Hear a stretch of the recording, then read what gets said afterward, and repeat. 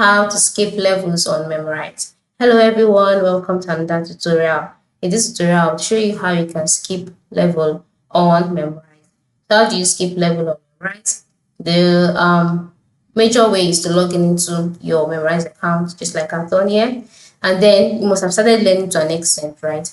So by doing that, the next step will be for you to choose the level that you'd like to skip.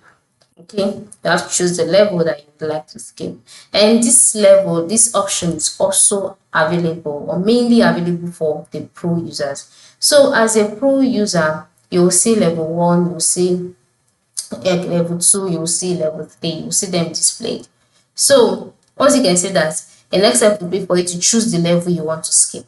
By choosing the level you want to skip, you will see you will see the three dots next to the level, so tap on it. Then amongst the options displayed, select ignore and then confirm that you want to skip the item, and that way that particular level will be skipped. And the reason why I cannot show you this vividly is because I am on the free version and I am not allowed to do that. But as a paid user, choose the level, tap on the three dots next to the level, select ignore from the options, confirm that you want to skip the item, and you're good to go.